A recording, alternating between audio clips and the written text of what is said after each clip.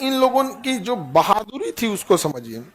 1712 से लेकर 1206 तक इन राजपूत राजाओं ने न जाने कितने विदेशी आक्रमणकारियों को रोका था 712 तक नहीं, 1192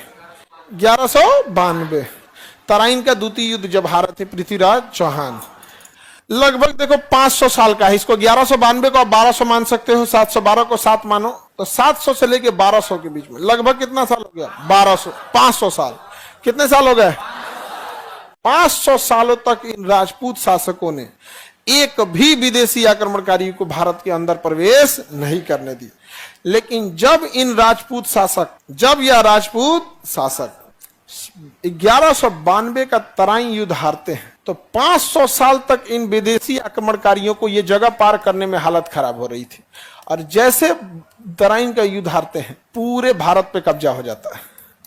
यानी यह दिख जरूर रहा था छोटा, लेकिन 500 सालों तक रोक के रखा था। 500 सालों तक इनका किला गिरते पूरे भारत पर कब्जा हो गया विदेशी आक्रमणकारियों, पूरे भारत। तो बड़ा बलिदान दिया इन लोगों ने। एक बड़ा कारण है राजपूतों की जनसंख्या कम होने का कि तो आधा से ज्यादा तो शहीद हो गए। एक बड़ा कारण है इनकी संख्या ज्यादा न होने का कि न जाने कितनी राजपूत छतरानियों ने जौहर कर दिया।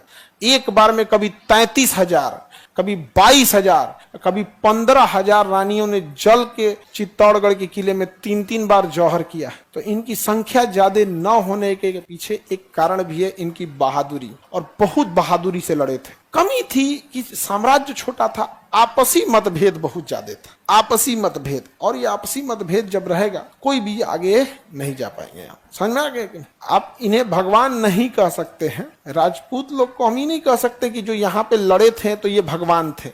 लेकिन ये इतने बहादुर थे कि इनके वजह से बहुत सारे भगवान बचे हुए हैं। नहीं तो जिस रफ्तार से विदेशी आक्रमणकारी आए थे ना, कुछ भी नहीं छोड़े रहते, बहुत बहादुरी से लड़े थे। समझ में आ रहा है? दूसरा